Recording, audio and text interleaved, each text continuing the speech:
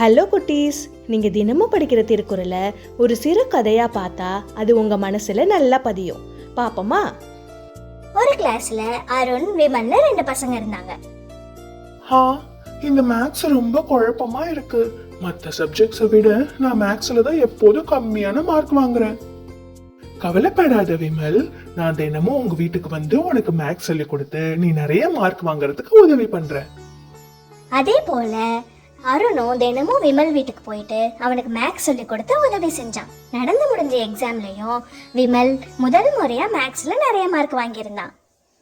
தனக்கு உதவி செஞ்ச அருண் கூட விமல் ரொம்பவே திக் ஃப்ரெண்ட் ஆயிட்டான். 2 பேரும் ஒரு நாள் லஞ்ச் பீரியட்ல உட்காந்து ஒன்னா சாப்பிட்டுட்டு இருந்தாங்க. அப்போ விமலோட கிளாஸ் கண்டெய்னரை அருண் தெரியாம உடைச்சிட்டான்.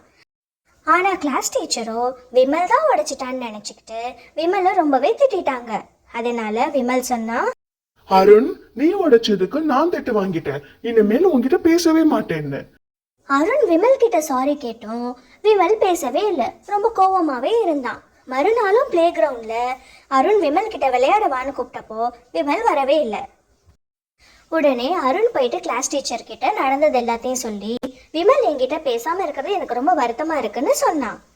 கிளாஸ் டீச்சர் அருணையும் விமலையும் கூப்பிட்டு பேசினாங்க.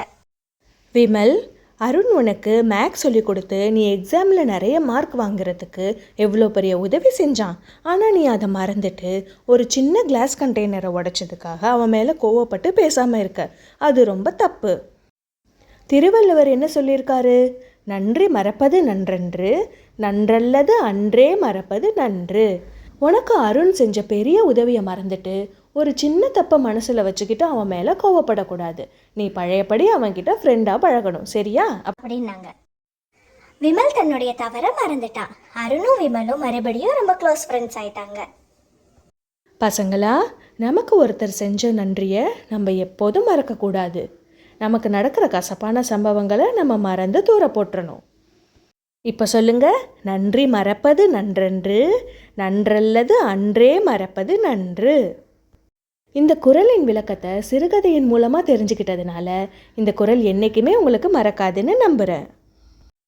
மேலும் இது போன்ற பல திருக்குறள் கதைகளை சிறுகதையாக பார்க்குறதுக்கு நம்ம சேனலை மறக்காமல் சப்ஸ்கிரைப் பண்ணிடுங்க. நன்றி, வணக்கம்.